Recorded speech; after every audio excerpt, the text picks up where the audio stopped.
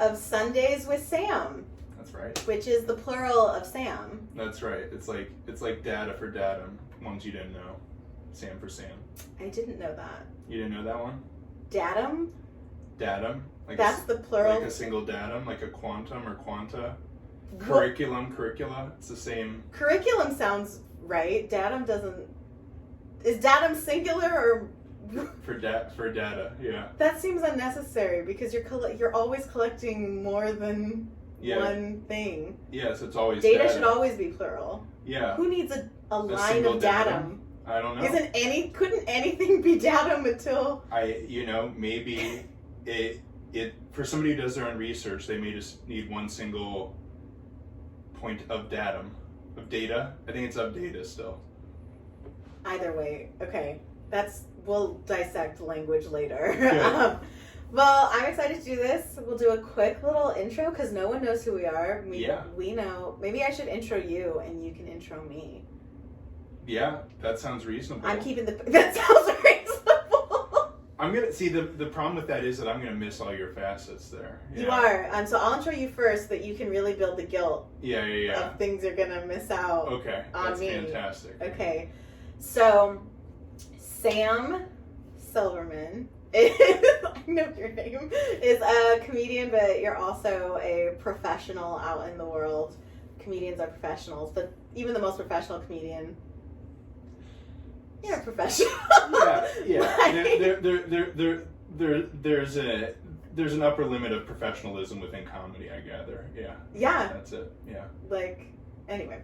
So, but you're a psychiatrist, right? I'm a psychiatrist, board certified. I always get worried I'm gonna say the wrong one. Yeah, psychologist, and then that's a whole. It's like basically calling a doctor a dentist. Yeah. No, I mean, I don't mind it when I'm, out in the main world because, it means that conversation's going to be quick and I'm going to be able to skedaddle quickly. But other than that, when it's something here where you'll expand on it more. Yeah. One less hurdle is breaking them apart, unless we're going to do that now. We're doing all of the things. This is just two comics who also have professional degrees in life who also balance ADHD. So we will have a topic for every episode, but that topic, we're going to be the Holden Caulfield of topics. I never thought he was crazy. I understood his logic train. Now, also, I haven't gone back and read that book in a long time, so maybe he's more crazy now. But I followed his logic train, when he saw ducks on the shower curtain, and it reminded him of the ducks he saw in a pond. I was like, this makes sense to me. Can I tell you something really bad? Of course. I don't know what you're talking about. I like that you nodded because I didn't even tell you the book, and you were like, yeah. Because here's the problem. It was a question on trivia not too long ago, so I should know, and I don't, and I pride myself on my memory. So it's. What's it from? What's Holden Caulfield from again? I can't remember the title of the book. But he's the main character. So I should have played dumb, and then we could both play dumb together. You could have, but now you're just exposed. But I know the character, but I don't remember the book you was in. Well, if our phones weren't all over there, we could look it up. Oh well. So be it. If you know Holden Caulfield, let us know. You should, because he's. Something. Everyone read the book except for you in high school. Whatever book he was in. I was probably supposed to read it. You know what? As was I. So I probably only remember the parts I choose to remember because that's. Yeah. Did you do the reading in high school? I got A's in high school. That's not what I asked. I did enough of the reading. Yeah, there we go. That's what's up. Yeah, I hardly did any of it. Yeah. Part of it was I didn't want to, and part of it was. Yeah. Illiteracy. Mine was, I think part of it was I didn't want to, and part of it was I wasn't they weren't books I wanted to read. They didn't enthrall me. There are some books where I can't put down, and so I'll finish them, but these didn't feel like it. And also in high school, I wasn't really good at you know what, I actually don't have to go over and above to still do well. And grades are kind of meaningless. I mean, they were helpful. I thought they were. They said you needed them to get into schools. And then when I got into the same colleges as people with C's, across the board, I'm like, how are we both here? I mean, they should be allowed to get into wherever they can. But I'm also why did I I work so hard if we ended up at the same place? Absolutely. As a doctor, I can tell you grades don't matter. Yeah. It just. As a human being, I can tell you grades don't matter. Yeah. But you know, they tell you don't need to get straight A's to be a human being. They tell you they need to get straight A's to be a doctor, and that's just not the case. That's not the case, because No, what do they I call the got plenty person of C's. who finishes last in med school? Sam. Ouch. Doctor. No. Yeah. Wait, I haven't finished introing you. Yeah. I know. I'm sorry. Yeah, good. You should be.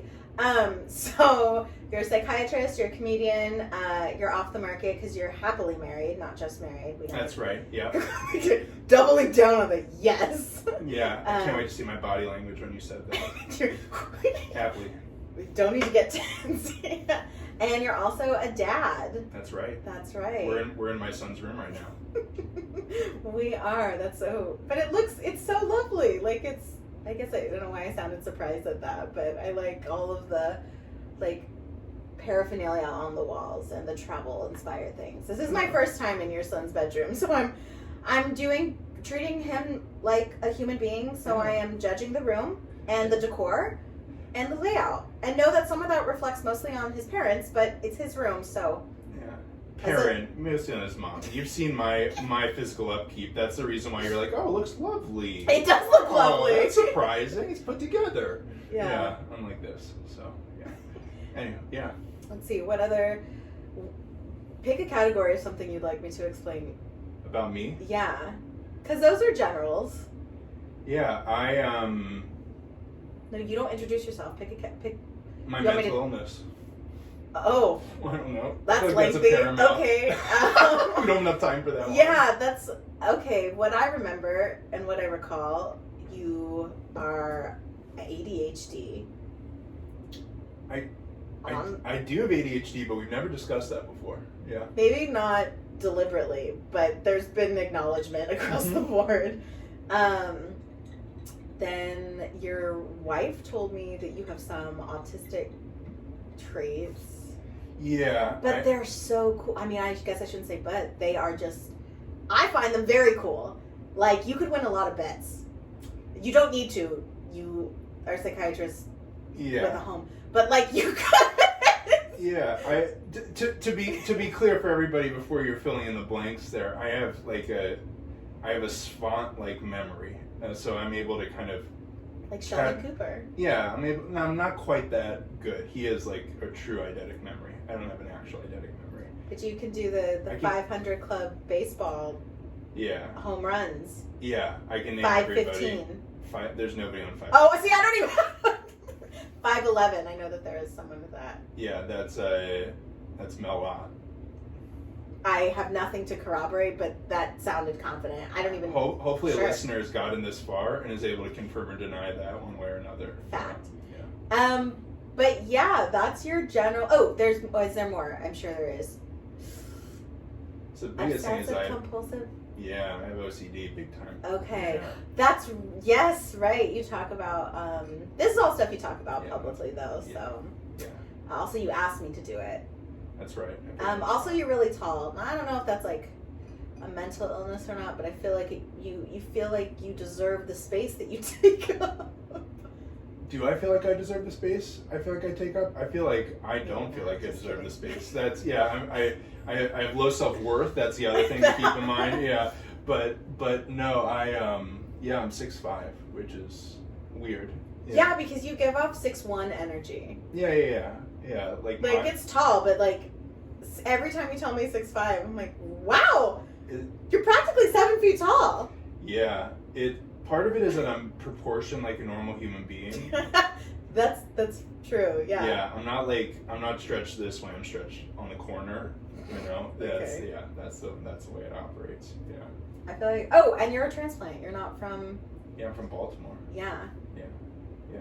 But then Philadelphia and Los Angeles area too before coming here. To the Central Coast. Yeah. Well, that's enough about me. Let's get to know you. This is Sam Bear, Samantha. Yes. To distinguish between the two Samantha and Samuel. I was gonna say I thought you were only Sam. I completely forgot the male version of Sam. Yeah, I am Samuel. Yeah, that's that's my full name. That's on my birth certificate. Yeah, it is. Okay. And my driver's license.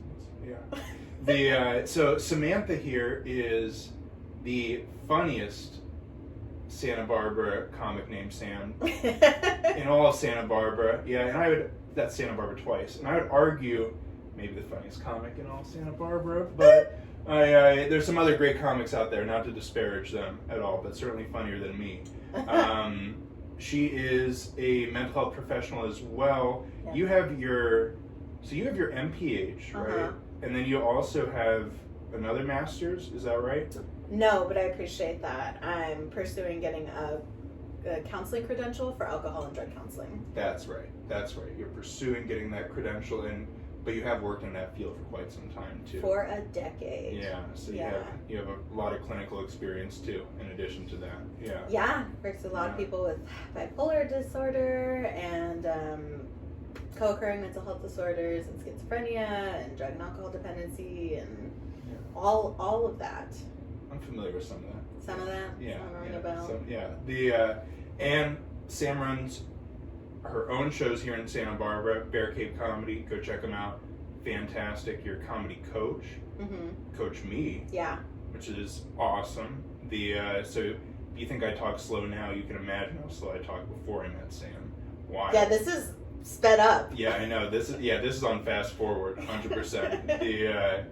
You're a comedy coach. You have a lot of other businesses. So you have a big no, you do. It's like you have a bakery, right? Yeah. You have several SB other Baking Besties. There we go. You're gonna tell me all the different all the different things there. You have some other successful shows, most notably Comedians in Your Kitchen. Is that? Yeah, Comedians in Your Kitchen. That's like the only comedy cooking show in the whole country. We bring in a comedian and a trained chef to lead groups through a refresher and a main dish, all in under an hour. That's amazing. What else do you do? Do you have other businesses? How else do you pay your bills? Yeah. How else do you live in this paradise? Yeah. Oh God. I host a lot of events as well. That's right. You do a lot of host events. bingo, host trivia. Of course, love those corporate gigs. That's for a comedian, that's where some real money's at. Corporations got lots of ducats to throw out at people. Yeah. And they'll pay it because when they reach out to you, that's who they want you. So. That's right. Yeah. Get all those Santa Barbara corporations all that SB money. Luckily, because of COVID, even other corps will want to Zoom you in. That's awesome. And then you don't have any travel expenses. That's really cool. Yeah. But I guess I'm a multipreneur. They used to call that a mogul. I wouldn't call myself that yet. But I think I found out that actually many entrepreneurs, most in fact, do have some form of ADHD, and it's because of that creative thinking and then that hyperfixation. That makes sense. I think some of the difference between maybe someone who isn't an entrepreneur with ADHD, it's like you collect a lot of hobbies for like a couple of weeks, you really are into it, and then you've got all the materials when it's like you've lost interest. Versus the entrepreneur, you have to balance, like, okay, are you going to go through the process of like starting up and really pushing for something, right? Only for it to fall, like for you to lose interest in it. So I think like the entrepreneur with ADHD, we can have multiple things going, but it's because they're all. The reason we're able to keep them all going is because when one of them loses a little interest, we've actually set it up to keep running a bit on its own, so we can now move and shift. Like there are different times throughout the year where I feel myself more engaged in different parts of my businesses, and I just kind of move around to where I'm directed. And where do you feel like you're most engaged right now? Oh, right now I'm definitely most engaged in Bear Cave Comedy. Yeah, and really, this is a big fall recruitment for comedy coaching clients, so I'm putting a lot of energy into that. Oh, tight. That's awesome. Yeah. That's awesome. Yeah. Vote for your best, theater ensemble, is that right? And theater Santa Barbara? Production, yeah. Theater production? Exactly. SB Best of. Vote for Bear Cave Comedy. That's right. You don't need to be living in Santa Barbara to vote. You don't. Mm-mm. No. You don't even need to have heard of Sam or listened all the way through here. If you just happen on this little soundbite right here, go vote Santa Barbara Independent. Exactly. Bear Cave Comedy, best production. Okay. There. I feel properly introduced. Absolutely. Not a parent, I will say. Yeah. Not married. Not married. I don't know if you want to reflect on your relationship status at all, or we just cut this out? I'm happily with my partner of several months now, and yeah, I'll just say it's very different going from a place when you finally leave something and that is no longer serving you. And I think relationships should have some reciprocity of being served in it. Like, part of it, I think, is you want to make this other person happy. Yeah, Absolutely. They should be able to make themselves, but like, relationships take some sort of, if you don't want to call it work, there is an effort. And the effort with the right person can be very fun effort. Like, it doesn't feel like work, but you're like, oh, I'm going to do this thing because it'll make them happy, it'll make them smile, or it'll make their day easier. Like, it's not always like, I just have to keep flooding them with the things to make them happy. It's like, this will just be easier. Or even the effort of like, I did all the cooking and I did not do any dishes, not to inherently leave them for you, but like, I got tired and I didn't feel like it. And so like, to feel comfortable doing that. Yeah, like, if you need me to finish them, I will, but they're not going to be, they'll be done on my time because I don't want to do them right now. And that's beautiful. Yeah, so we're very happy. And when you leave something that's not serving you and then enter hopefully into a relationship where everyone is mutually as invested, you realize like kind of how much work you were putting in before. And it is different when you felt like, I felt like I was putting in work for two people. Yeah. And now I feel like I'm putting in the work for one because I'm getting that energy back. And so. I hope my wife finds that when she moves on to something better. Yeah, me too. I hope that for her. Yeah. One day. One day. Yeah. You've got to finish building the deck in the backyard before. That's right. Yeah. So she needs you for a few more. Well, yeah. Once she's done milking me for all I'm worth, there. Exactly. Yeah, exactly like that. Yeah. Well, I mean, you don't even know how much money you bring in. I have no idea. She knows. I do not. I have a general idea. I don't have any. So you guys do actually believe in gender norms because, you know, back in the day. Is that right? Is that what? How way back in the heyday. Yeah. Like, women were trusted with the money. That's good. Yeah. That's what I heard. I didn't read the book though, the history book, but they say back in like Roman times, back in the day, like women were trusted with money because they were said to be better at math and money and science than men. Okay, so we're talking about like 400. Yeah, a long time ago. Like gender norms. Okay, I can buy that. Yeah, that makes sense. Yeah, I would say commit to. You got real upset there. Like, wait a second. I don't want to. Anything that feels like heteronormative within the last 100 years, I want no part of whatsoever. This is way long ago. Yeah, good. Yeah, because she controls much more than just my money. Like generally my decisions, my bodily autonomy, where I move freely and not like false imprisonment doesn't apply here. Yeah. I love that. But you guys are so happy. It works. We are happy. Yeah. No, she is. Like, she told you to say that, right? Every time, just repeat it. Like, we are happy. We are happy. We are a happy couple. Kelly Stevens and Sam Silverman. Very happy. Yeah. But we're going to talk today about, like, I guess kind of the differences of, like, parents and navigating young millennia. Are we still the young millennials? We're the last of them, I guess. I don't. After us, it's Gen Z. Is that true? We are. Maybe there's a few a bit younger, but I think we're a little older. Millennials are old as a whole group anyway. Yeah, but I think we're still on the older side. I don't know. The audience can be the judge. We're both 33, so yeah. You know what? Like a young 33.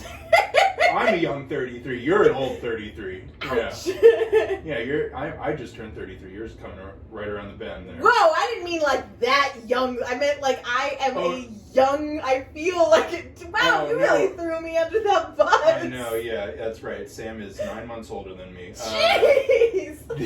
Doubling it down. No. I didn't mean young, like I just turned 33.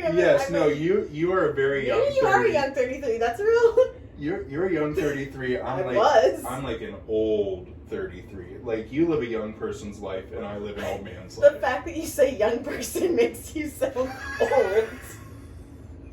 That's like one of the markers of being old.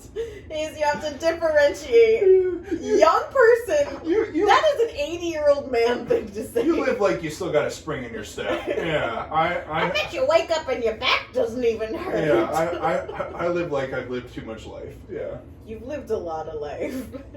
Yeah, that's right. I have. Yeah. Oh, man. But no, we're both 33, so millennial, I don't know. But either way, you don't have a kid. I do. Don't. Yeah. By choice. Both ways, I believe. Yeah. You know what? Good to think of. I mean, he's here, so, like, better to just be on board. No. I just wanted to be precise with my answer. That's all. Yeah. Yes. Both by choice. Both by choice, yeah. I know I phrased that in a unique sentence structure. Yeah. Who do you feel like says they have a harder time relating to the other? Is it parents? I think parents say they have a harder time relating to the other. Yeah. Do you think the opposite? I think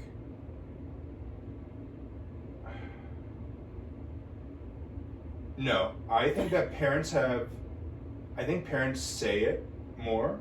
Yeah. But I think in reality it's often harder for a non-parent than a parent in terms of that there. I could see that. I mean, there are things, I mean, this seems silly, but like even just today, like your son was outside and you were outside taking out the trash and I was doing nothing because this isn't my home nor is that my child, so I respond appropriately. I saw him outside. You were out there. Yeah. I thought that was like Enef, but Kelly was like, oh, where's Mac? Yeah. And I was like, oh, he's outside, thinking, I don't know, I guess. Yeah. I didn't think he was unattended, and I mean, she wasn't panicked, but... No, but he was... She couldn't see you. She also accepted that that's her son, not, mine, so it's like, why would I don't know. I guess, I didn't even think that I should have, like, stayed in a much closer visible space to him. It's not your responsibility. Yeah. Right. Yeah. But I feel like if I had my own kid, whether they were here or not, I probably would have instinctually stayed either outside or in, like, your doorway. Not that that's, like, the biggest marker of not having a kid versus having one, but it did not cross my mind. Whatsoever. I was like, whatever, this is what I thought. I just saw him. Yeah. It's been less than a minute. I didn't think he was alone. But I also didn't know how far you had to walk away. That's right. If gates were but none of these things crossed my mind at all. I was like, he's out, he's fine. Yeah, you're I don't know. You're like Drago in Rocky IV. If he dies, he dies. Yeah, that's it. Just cast aside there. I just assumed you know what your yard looks like. He'll be fine. Yeah, I guess, fall down the ditch. Yeah, that's... Honestly, I didn't think about any of that. He did fall down the ditch in that moment, just so you know. Did he really? Yeah. No. I was like right next to him, but like I was like coming in and like for sure he just like slid down. He's alive. No, he's fine. He lived to tell That's the tale. my He marker. didn't cry. He is didn't that do whatever. They're still alive, so. But it did happen right in this moment that you're talking about, which is hysterical. That's really funny. I know. But you know what? It's Kelly's fault. She should have been there. Blame the mom. That's gonna track well. Yeah. Yeah, but I think that, but I do think that like parents like act like, oh, non-parents don't get it, they like don't whatever, and that's such horseshit. It just doesn't track. Like I love that guy to the ends of the earth. My life is not that different before and after a kid. Like I do not have some like transformative, enlightened understanding of the world that you as a non-parent cannot understand because you have not, reared a child. Like, right. Bullshit. Yeah. Right. And also, in that moment, I guess a non-parent may need not coaching, but a little like, hey, if one of you had said like, could you watch him when we go do this thing? Or like, hey, would you keep an eye on him? Yeah, maybe a non-parent needs that because guess what? I don't have to pay attention for somebody else other than myself, and my partner is an adult, so I rarely if ever, I'm like, oh, gotta keep eyes on her, make sure she is. No, you can let you can let Haley be unsupervised for a period of time. She's unsupervised right now. Yeah, alone in my house. I hope she's okay. I don't know. Yeah, but you have confidence that she should be. Yeah. And if she's not, she can Get help. There's like, if Max is unsupervised right now, I know he's not okay. Yeah. Yeah, I know something is wrong. I just have to hope And that also, my like, wife is supervising him. A minute, a kid, like, leaving a kid unsupervised for a minute, it's Yeah. the thing. I saw him walk into his own chair instead of the ample space on either side to walk around it, or he could have actually stepped over one of the legs or picked up the chair. Yep. And literally, and he kind of tripped over it, and he was fine. But Kelly's like, I don't know what gets into 2-year-olds' heads. Yeah. Like, that he was like, this is what I'm doing. Right. No, and you look at him navigate the world, and you would think he shouldn't be that dumb, but he is. But your son's very clever. He's very clever. Well, also, okay, different things. So, Kelly kept saying he had butter on his face, and I was just like, are we just all gonna pretend like that is not boogies? I'm not, that's a thing, a non-parent thing of me. I'm like, if there's a boogie face, I can't. I would need so many tissues. I just can't. And I finally said to you guys, I'm like, is that, like, what's happening on his face? Because there's a lot of bugs happening. It was definitely snot. Yeah. Yeah. And Kelly's like, I'm pretty sure it's butter. And I'm like, There's a little bit of butter mixed his in. face seems very sticky right now. Yeah. That, like, you can see, like, a little bit of butter off to, like, the side here, and you just, like, dripping snot through here. Like, it just, that is something. But it didn't bother either of you guys. And he was fine. Like, he was he's very clean. Like, he's very, and your house is clean. But I think that's a difference. I think non-kid parents, we have low threshold for boogie face. That without question, I think low to no threshold, to be honest. That is the single biggest transformation I have seen in myself, is the boogie face thing. I could before not tolerate it whatsoever. There's a piece of, like, it was really hard for like me to let chewed it up go. Sandwich or whatever else. Like, I can't. It's like, nope, wipe it off. Wipe that idiot's face right away. But no, like, when you're a parent, you lose. That is the number one thing you lose tolerability in, or you gain tolerability in. You just, like, he had a boogie face for minutes. Oh, I'm sure it was. And I was like, okay. And then he sat next to Kelly and was like, she has to see this. He's boogie face to her face. He could touch her at any moment. I will say this, more than most, she has boogie face blindness for sure. Boogie face blindness. Yeah, she can identify faces, just not when they're She's covered got in snot. Yeah, exactly. Yeah, it's a psychiatric condition of some sort. Yeah, it's more effort based than anything. Yeah, Fair enough. It's like a factitious disorder. Yeah. But I also will say, okay, so here's another thing. I think that people think parents, once you're a parent, you love all kids. Like, Do people think that? so I think that. You think that? I think that parents, not just me and my other non-parent folk, we talk about you guys, just so you know. We talk about you. Oh, I'm sure you do. Not in excess, because because you don't deserve that much attention. We have other things to talk about. But, yeah, I think that there's this perception that if you're a parent, then, like, just your ability to tolerate, and then you lean more towards, like, empathy towards children who aren't your own is higher than those of us without kids. And I don't like all kids, I'll say it. But that doesn't mean when I say I don't like something, I think people jump to, like, oh, then you, like, vehemently hate it. And it's like, no. Liking a kid, like, I want to put in some effort. Like, I need to kind of get to know them. I mean, a kid is a human being, and, like, just because I like their parents, and usually I just like one of them and had to learn to like the spouse that you brought into the mix. Yeah, that's right. And now, but no, absolutely. I really do like when a kid imprints on me, or basically when I imprint on a kid. He likes you, so that's the other thing too. Yeah, that works out well that way. Yeah. It also makes hanging out with your wife easier, because I'm like, you could. Yeah. Otherwise, she's intolerable. We need a third. And we're hanging out. Just. Yeah. No. So I'll tell you this from my perspective. I like kids less now. I think.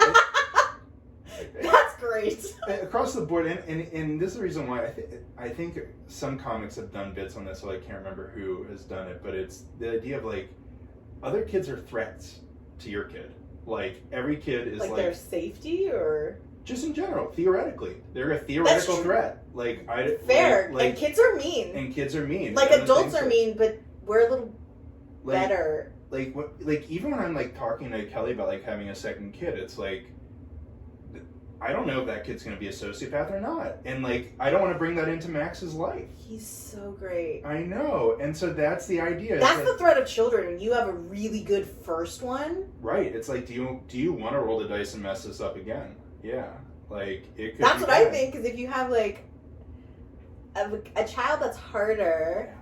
And you're like, well, we got through that, or sure. Cause, but I guess it's still a risk. It's like, well, you tell yourself, well, it can't be any worse than that. And it's like, well, it could be.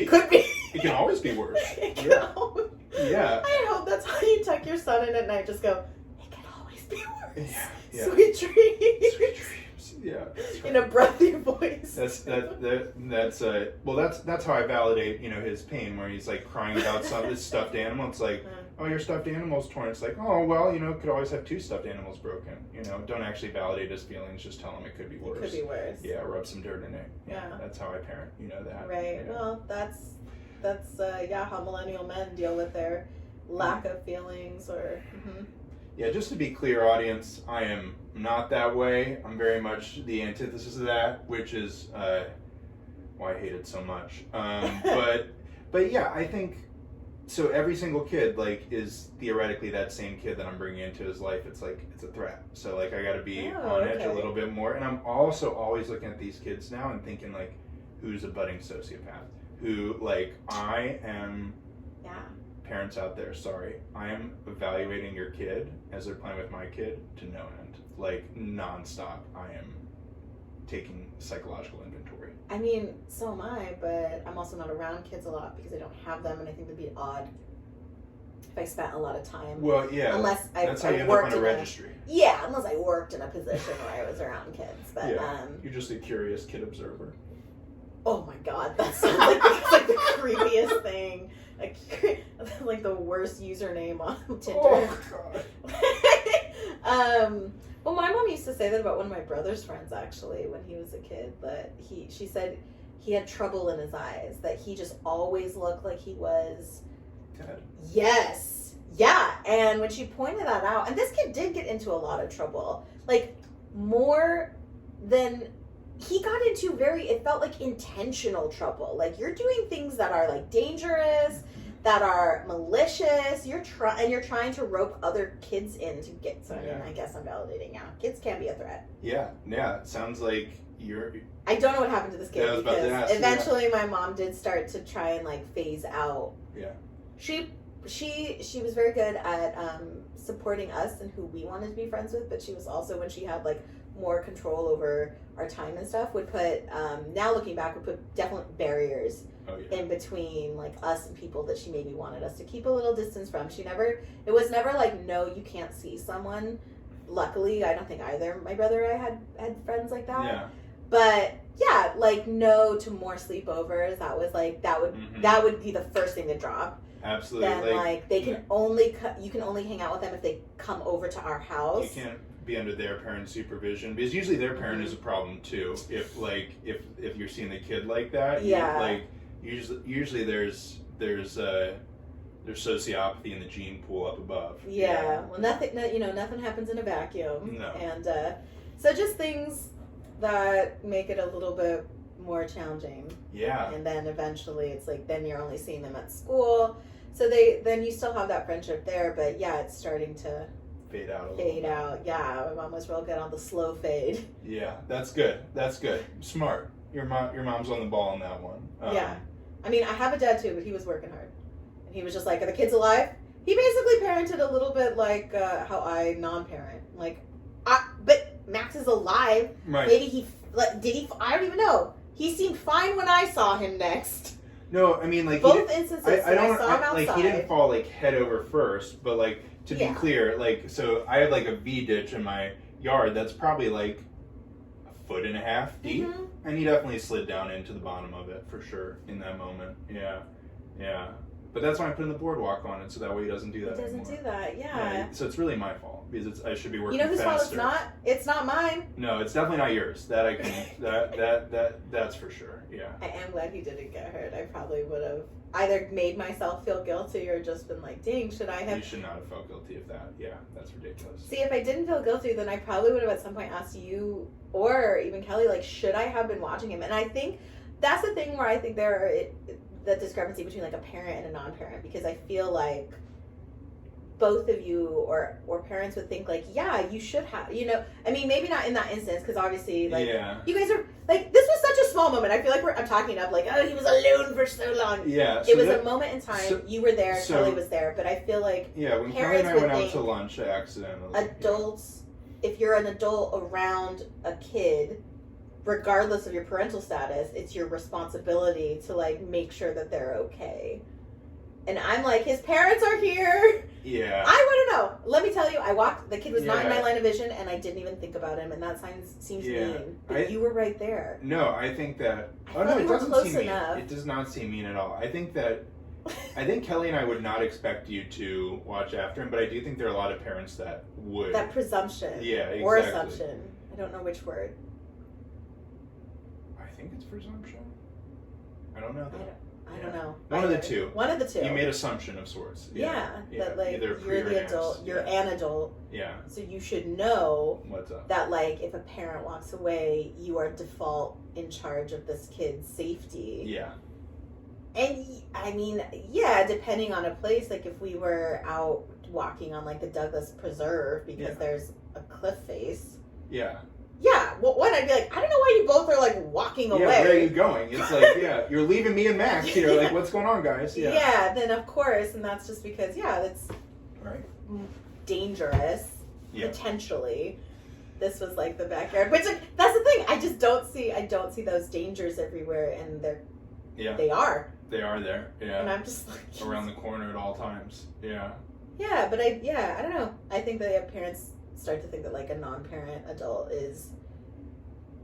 I think there's more judgments as I cast judgments on parents right now, that they think that like non-parents believe that we couldn't parent, or also I want to be a parent is the other thing. This has been a family planning decision of mine. My parenthood will begin later in life. That's all that means for me. There are people who also choose to not be parents forever, but like if you don't, for me, especially as a woman, since I don't have a child now, I've already been told by several of my friends with multiple children, oh, it's so great that you've decided not to have kids. And I was like, oh, that's not an assertion I've ever made. That's wild. Yeah. They just decided that for me. That's ridiculous. It's kind of like the same thing of, I remember like Kelly and I, we dated for like 10 years, and so throughout that whole entire time we'd have like people like who had been like dating for like 2-3 years, got married, and are like talking about how like, oh, when you're married it's so different, or like having this like understanding and difference. It's like, it didn't change at all when we got married before that there, and it's complete nonsense. It's like the same kind of like, oh, I have this with you, don't know shit. Yeah, it's like, or like that moving in changes everything. I think it opens for different understanding, and like you have to navigate. The biggest thing I think is what's the cleanliness level that we're okay with. Honestly, if you can figure that out, everything else should be easy to live with, because that's your person. If you're living with them, it's all a reflection of how vulnerable and open you were with each other before that point in time. Fair, yeah. Were you like hiding a lot of things? Right, like if you live a secretive life, even if it's just like smoke and mirrors in your daily habits and other things like that, you're gonna have a harder time moving in with your partner than you will if you're open and honest, and you already poop with the door open. No thanks. No. One of my best friends, I lived with her for 3 years. I am not a potty person, a toilet talker. I don't want to hear it. I don't want to know what's going on in there. If you're having issues, because I care about your health, just tell me that we need to go to a hospital or something. I'll get you help. Yeah. But I'm not looking. No. No. So to be fair, Kelly and I feel comfortable with that, but it's not like we actively do that there. And I do think it's like ridiculous. Like Kelly saw this like post the other day that was like, by the time you're in your 30s, you need friends that you can like FaceTime with on the toilet, I'm sorry, no. You don't need friends that you can FaceTime with on the toilet by the time you're in your 30s. It's No, ridiculous. but I will call, I've called my best friends while in the bathroom, but they don't sure. know. I don't announce that because you can mute yourself. Yeah, oh, absolutely. And then they don't have to hear the flush. Oh, that's a totally different. I feel like that's different though, because they don't know. FaceTime, you're like making eye contact. It's like, It's too. yeah, you can't like. I also have an Android, so I don't FaceTime. Yeah, well. I have to Instagram call or Facebook Messenger call. When you come to the 20th century, then. Ouch, won't do that. I like Android Nation. Nice. When the uprising comes, we'll survive. Okay, we'll be. Is that true? You would know that if you were part of Droid Nation. That sounds like something that's posted on 4chan, but yeah, I don't know. It's a subreddit, Droid Nation. 4chan's a subreddit? I don't know. No, yeah. What is it? 4chan? 8chan? That's like. I don't even know what you're saying. It sounds like. Those are like those QAnon put message boards and stuff like that. So that's like when you're saying like when like the apocalypse is coming, as droid users are going to be ahead of the game. That's what it sounds. You sound like. You sound like one step shy of microchip by Gates. Yeah. Okay, the saddest thing about all that. So, do you remember when the Mayan calendar was ending? Which time? Ouch. I feel like it happened like a million times and like it kept on resetting by like 2012. Yeah, or I think that was like December 20th, 2000 or 21st, 2012 or something like that. Yeah. Gosh, time is such. But I know what you're talking about. Yeah. No, like the big one. Like there was no more dates after it. It was like. Yeah. Oh my gosh. I was actually afraid. I told my friends, I was like, I am more afraid of this than I think I should be for the level of education that I have, the amount of life I've lived. Mm-hmm. But there is a part of me that's like, but why does the calendar end? And all my friends, they were so great because they knew, they heard that there was like, they heard it in my voice. Like when you are around someone who's actually afraid, and it's harder to see it in an adult because it's so rare. Like the fear, adults still can get fearful, but most of those fears, it's not a fear. Right. A scared, like actually, like you are scared. Which is a terrifying feeling. Yeah. So just be nicer when kids are afraid. Like it's, because that's how they feel. When they're afraid.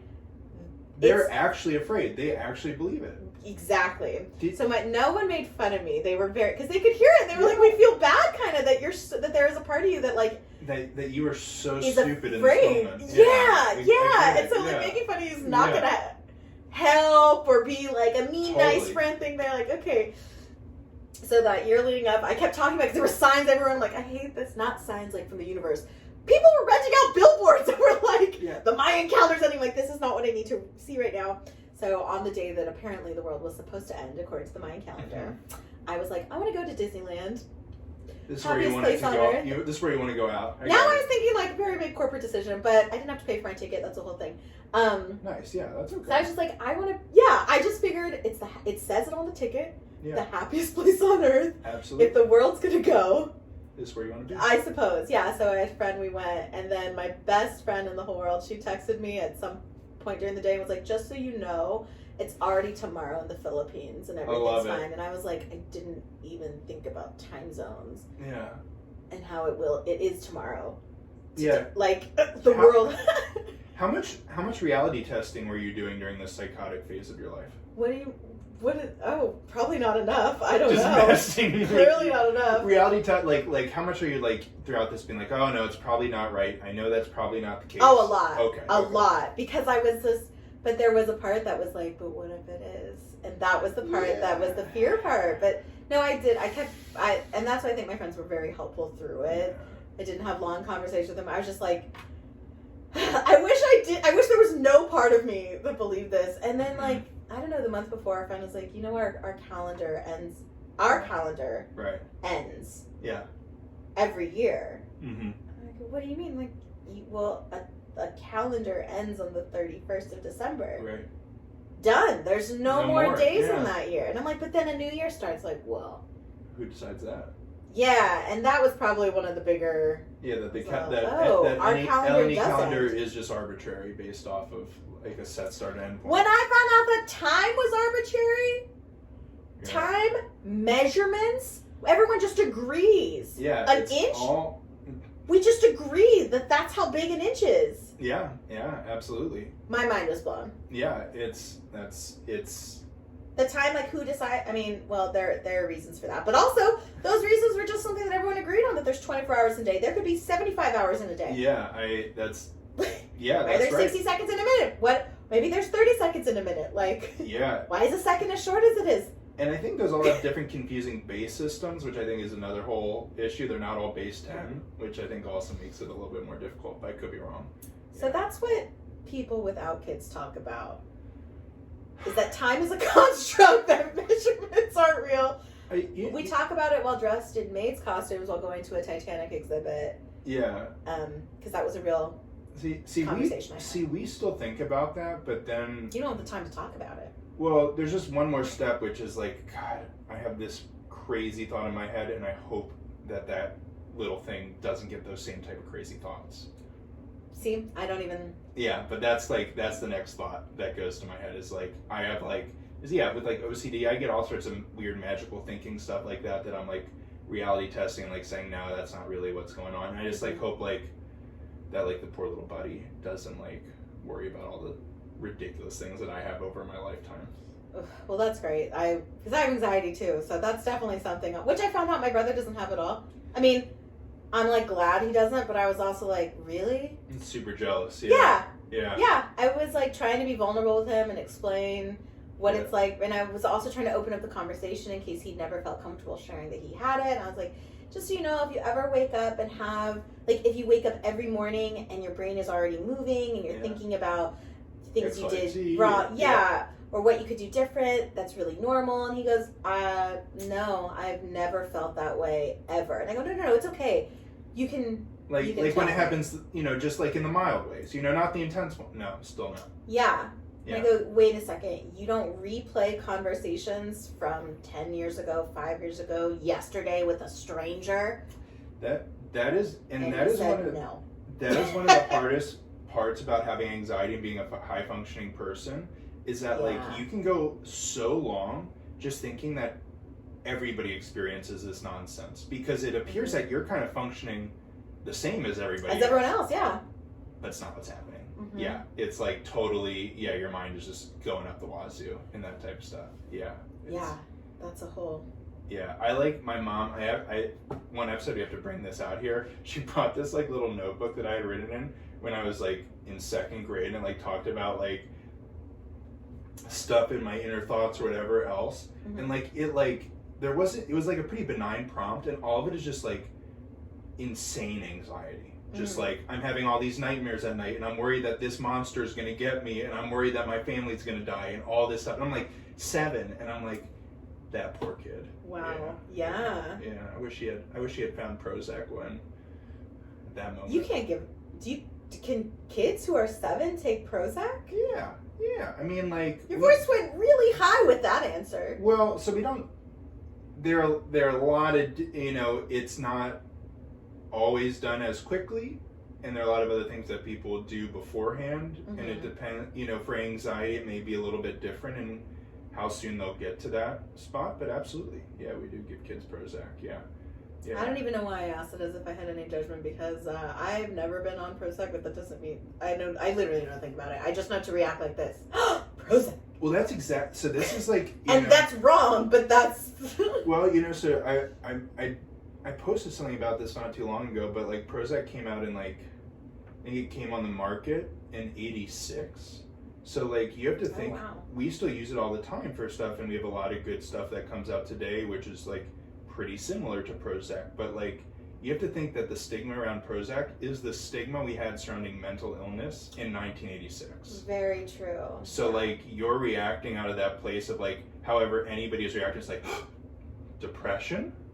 Yeah. It's the same type of thing. So when I worked for a nonprofit in town, we had a training and someone in the training was like, we're pretty sure that teens are just saying they have anxiety because it's a buzzword. And all of my counselors and clinical staff, we all looked at each other and basically we were like, who are we going to nominate to discuss this? Because that's dangerous thinking. Yeah. And we had a mind meld silently, and we one of our counselors, who's probably one of the most even-keeled mellow manner, just even her tone and tenor of her voice.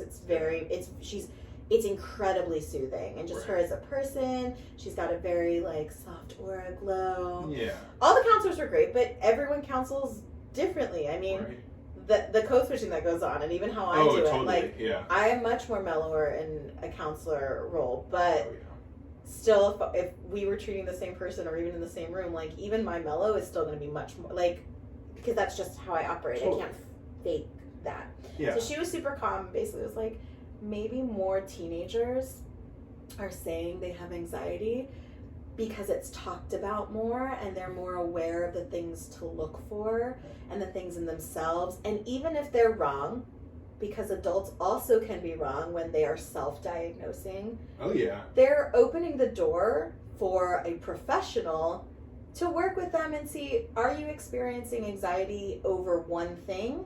Are you experiencing anxiety for the first time, so you don't know how to cope with it? Do you have anxious thoughts, or do you have clinical anxiety?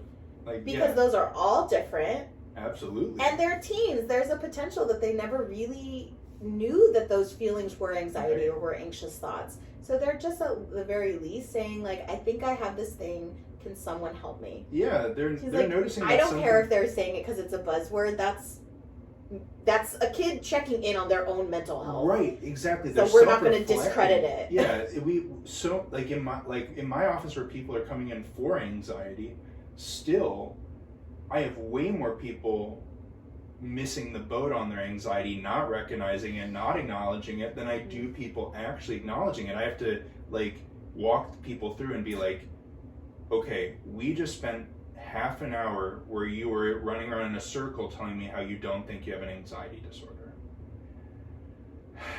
You may have an anxiety disorder. And like, but I see that all the time, and so like we need to be pushing people the other way and like evaluating that more. Who cares if it's a buzzword? Like, I don't think it has any harm in like saying like it's so. As far as buzzwords go, it's probably it's probably the most benign buzzword that you can use in like a clinical or in a non-clinical sense. That's a clinical term, right? Like saying, depressed, manic, psychotic, whatever else. Like those may have a little bit more precision to them, but anxiety can encompass so much in so many different ways. So, right, and it opens the door. Like you can, and then you most likely will experience anxiety at some point. Yeah. Whether you wake up with it every day or go to sleep with it every day. Exactly. And dealing with it can be overwhelming if you're not used to quieting those voices or pushing past them or those kind of things. But it's interesting because there can be judgment for like from a parent to a non-parent about like I guess I always feel like keeping a kid alive is the most important thing for parenthood. I know so much more. Yeah. But that's the non-parent part. I'm like, are they alive? Great. I've done a good job. But we trust children to be educated by educators, most of whom do not have children. Which is totally reasonable. And they spend more time with kids, often with parents' own children than their own parent. Yeah. Oftentimes. Absolutely. Like when they're in school full time? It's such a good example. It's like the same, like, we judge people about that stuff all the time. Like, I'm a young doctor. I get people all the time thinking like, oh, you don't know. You're an old millennial. Yeah, I'm an old millennial, but I'm a young doctor. That's right. It's like, it's like, I get I'm young, but you're still coming here for my expertise. Yeah. Like, you are not the expert, no matter how much you want your 7 decades on this earth to state that. Mm-hmm. I'm still the expert in this room. And that's okay. And that's okay. And it's the same thing with teachers and kids and all that stuff. And your teacher not having a kid doesn't mean they don't know what they're talking about. And it might even mean that they know more because they're more objective with that. Absolutely. And like different ways to talk with kids and nurture kids. And actually one of my friends in town who is an early childhood educator, she's fantastic. I tell her, she is a mother, she's a single mom. Her child's also on the spectrum, but I tell her constantly, like, how I see you parent gives me faith in the future when I will become a parent, because you talk to your kid exactly like the best way, the right way. She takes all the time to process when she says no and he crosses those boundaries to be like, what did I say? Why did you do that? okay, we can do this for 30 seconds. And I mean, she is also to me, and I tell her constantly, I'm like, you're a really good reminder too of like how long parenting takes. I'm not saying that parenting ends at 18, but because it doesn't. Your mom just visited you. Was she parenting you? I don't know. But like she's involved in your life still. And totally. as a parent. Like she's gonna be giving you her opinions. Whether or not she's parenting she is still feeling involved. a mother role, whether or not whatever that is, and that you're doesn't fully self-sufficient. Yeah. Well, we can get into how self-sufficient I am and I'm not, but I should be fully self-sufficient. I have the capability of doing so. Your mom is still a mom, and like, I don't know if there was a time when you had that child need, right? She would answer that call, absolutely, and be, and she's still in that role, exactly. Yeah. Oh yeah. So like, I don't think that parenting ends at 18. I actually think that's a pretty toxic thought. Like, we're doing this for 18 years. But she reminds me of just how long parenting takes in the sense of like, she's got to take anytime he crosses that boundary, whatever it is, often for his safety. Yeah. She has to take minutes to stop. Do it the right way. Yes. Because I would like to do it someday. Right, because most parents would be like, don't stop it. Hey, cut it out, and that's it. Ooh, that's aggressive. Right, I know, right. Oh my god, what a dad voice. Oh, I don't do it, but it's like I can like. Which is necessary. I can pretend to act the yell, But anyway, she talks a lot with parents that playing is how kids learn, and oftentimes parents get frustrated. Like, why is my kid like wanting to play so much? I want them to like learn the piano or like do note cards to learn another language or all these things. And she's really big on like, you do need to let your child play because that is their job. Yeah. And it's interesting. She goes, once I can get a parent on board with like, oh, their job as a 4-year-old is to play. Yeah. Totally. That's their job. That's their only job. Right. Absolutely. They'll make a mess or whatever, but like, play. And that's how they're gonna learn. You want them to do all these things. They're going to get it better and more thoroughly through the act of play. Oh, 100%. I mean, that's how they're going to get it there. Like, that's what people try to do with all this experiential learning and other things like that. It's like trying to get that type of play mentality and having them explore and following those whims and doing those things is definitely going to make a difference with that. Yeah, I mean, put that type of rigid structure on somebody. It's ridiculous. Just today, your son was playing on the side table. He was like laying on it, and maybe if I was a parent I'd have, but I watch how you guys are, and I mean I also was like, I guess calculate risk. I know he's not far off the ground. His feet are inches above the ground. Like if he fell backwards he'll be fine. Right. Yeah. And I saw how things were. I was like, if he fell forward, that would be the one I'd be. I mean, I would get up and try and stop anything, but I was like, he can tell that he is unstable. Mm-hmm. He's stabilized himself enough. Right. He also knows that he probably shouldn't be climbing on it, and I just keep saying, like, should we be doing this? Should we be doing this?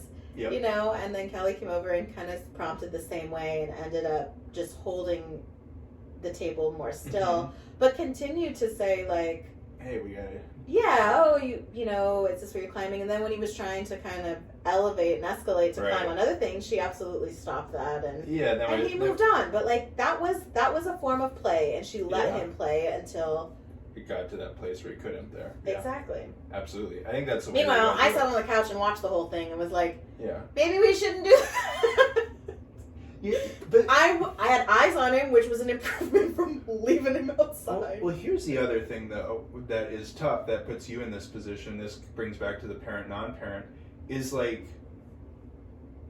parents can you can open your mouth as a non-parent, and so many parents will be like, you don't know, what are you doing? Like, other things like that. So, like, it puts you in a tough situation because, like, even if you're feeling like that, it's like, oh, am I overstepping by doing whatever? And it's... Yeah, even she and I had the exact same language. Like, she said the same thing that I did, which was just like, hey, should we be... Yeah. Do we feel stable? Like, we might... I don't even think I said we might fall. I just said, like, Somehow I put me in there. I kept saying the we. I don't know. That made me feel more on his level. Like, should we be doing that? Yeah. Is this something we should be doing? Well, that way you're not feeling like you're attacking him. Sure. Yeah, we're going to say that I knew that. Yeah, it's psychological. Yeah, that's the professional-ish component. That I guess, I wasn't trying to like, you should be doing this. You're like, is this a good choice for us? Does this feel safe? Yeah. Does this feel good? I don't know. Yeah. And, little kids have really good balance. They actually, for as weeble wobbly. Oh, yeah. So, if he felt safe enough, and also, I was like, calculate risk. His mom's in the next room. He's not too high up off the ground. And kids are kind of made of rubber sometimes. Yeah, it's how, if he, that side table, totally reasonable. He can fall. And he didn't fall. Yeah. And he didn't fall. Yeah, unlike in the ditch where he fell. I didn't see it, so it didn't happen. I know you didn't see it because you weren't watching. Because he's not my kid. Well. Because I don't have kids. That's right. Because I don't want to watch any right now. That's good. Right. Yeah. Because you've chosen not to have kids in your life. Right now. Forever. Well, that's no, you've committed to it. Well, maybe later. Listen, there aren't. Okay, well, I will say this. So, like, I think that both sides, because obviously there are differences, but I do think there's a little bit where everyone's trying to prove that, like, whatever choice they're in right now, like, oh, that's the ultimate choice. So I think all parents, like, oh, like it's so sweet watching you guys hold Max and those kind of closeness, and I don't have that, and it's not like, oh, I know my life, but there are a lot of parents who I think push like, well, you don't have this, and how lovely this is. When I feel that, I just go, by the way, I bought a last minute ticket to Montreal. I'll be gone for a week. I'm also going to go to the spa today. Tomorrow I'm going to sleep in until I want to wake up in a quiet home. Right. I'm also going to Grubhub my breakfast because I'm going to get what I want. And anyway, just have fun with your life. Yeah. Oh, were you up at 6 a.m.? Yeah. On a Sunday? Yeah, if you're lucky. Yeah. Oh, really? that's. I mean, maybe for other parents, Max. I know. Yeah, he's a great son. You guys are so lucky. Oh my God, he's incredible. And you're very good parents, but like he's It only has so much to do with it. I mean, that's the other thing too. Is like we talked about this a little. Yeah, I mean that's like people definitely though put their own shit onto it. They like definitely will say, hey, like this is my choice and therefore it's the best choice. It's the best choice. And there's so much insecurity surrounding that, and they're just it's ridiculous. Like you feel comfortable either way. It's all right. Either way is fine. Well, I had a friend who posted about like I can't wait until my friends who are waiting to have kids, and she didn't mean friends, she meant like women in her life. Yeah. Who are waiting to have kids finally have them in their 30s, so then when they're 40 raising toddlers, I will be free with a teenager. And I was like, first of all, you cannot compare whatever semblance of freedom you think you're going to have in your 40s to an unfettered 20-year-old. Oh, they're absolutely. just not the same. One, in terms of stamina, in terms of the blissful selfishness that you get to have when you are 20-something, unmarried, unparented, not unparented, unchilded, whatever, no kid. Like, it's different. And I messaged her back. I go, you really think you're not going to worry about your kid when they're a teenager? Even more. A teenager? If anything, what I would say is the reason why that she, that she has that impulse right now is because she didn't spend her 20s screwing around in the way that she could have. Yeah, like there's a part that feels you missed out on something. And I've told people, I go, yes, you did. And I went, but I'll finish my sentence. Yeah. You did miss out. You did on having your 20s to do anything you wanted at the drop of a hat, whether it financially was responsible or not. You did. Right. What I then on my flip side missed out on is being a young parent. Yeah. Like that age young. Yeah. Because that level of energy, I won't have that. Yeah. And that's okay. And like I'm okay with that. Yeah. I always think that there is a lack of being of the okay from the opposite end. Absolutely. Like, well, I didn't miss out on anything. I had a kid, and it's like, okay, you're always missing out on something whenever you do something. You make a choice, and there are infinitely more choices that you didn't make as a result. Exactly. You have to be comfortable with that. Yeah. I think the non-parents were more comfortable with that. We're like, oh yeah, because they haven't. I could be wrong though, because that's the position I sit in as a non-parent. No, I think being a non-parent, I think non-parents generally are more comfortable with that. I think I feel generally pretty comfortable with the choices I made and haven't, but I think I watch a lot of my peers and they feel, yeah, they kind of second guess it or need to justify it and need to like, not only like how many they have, the interval that they have them in, it doesn't matter. Like, but people feel the need to justify, and you need to understand that you're missing out on stuff either way, and you're getting other things either way too, and that's like, and it's a case of everything. I went to medical school straight after college. I had so much more of yeah, I got into medical school the same year I started legally drinking. Oh my God. Yeah, that's so anyway, so I'm starting medical school at 21, 22, and I don't have the life experience that my peers that were older had, even the ones that were just a couple of years older. They had a different perspective and understanding about those things. Now I think that doesn't make a big deal, and it doesn't in terms of the amount of like what type of care we provide to our patients, but it's also something that they have that is an added benefit and experience, and it like there are just so many different ways to go about it, and I think that people just pass judgment either way about going straight through or having more life experience or doing whatever. It's like it takes all kinds to make the world go around, and like if you think that older people with more experience have more understanding about things or other stuff, or if you've had it, you don't know what you're talking about, because we look at all these boomers and they've gone through all this type of stuff and they could not know less. They still don't know how to convert a Word document into a PDF. Yeah, exactly. That life experience has really helped them out there. Yeah, it's ridiculous. But yeah, I mean, there are infinite choices, and that's the thing about life. You'll never be able to choose. I mean, that's kind of a sad thing, but you'll never be able to choose all of them. But it's like, also, you won't know the alternative. Like, I like listening to Gary Vee sometimes. I don't subscribe to everything he says, but I do.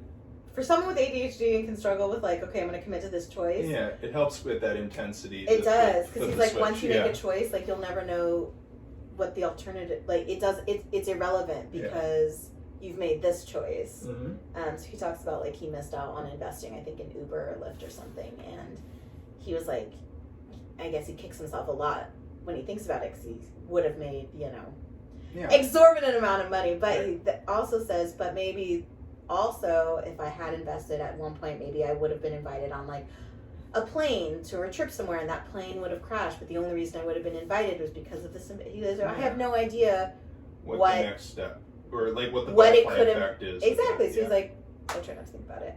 But I think ending with Gary Vee is like a great place to end. Absolutely. He certainly, in the sense of making choices. He certainly believes that he has the charisma to end on. He is the charisma. No, I'm just messing with you. Yeah. I'm excited for this first Sundays with Sam. Yeah. Our big parent, non-parent discussion. You got something in your eye? No, I just winked at you inappropriately. Yeah. Yeah. You're a very good winker, so like you get 2 winks per show and you're done. That was your second wink. I think that was my second wink. That was maybe more. We'll look back at the camera. Yeah. Jeez. Yeah.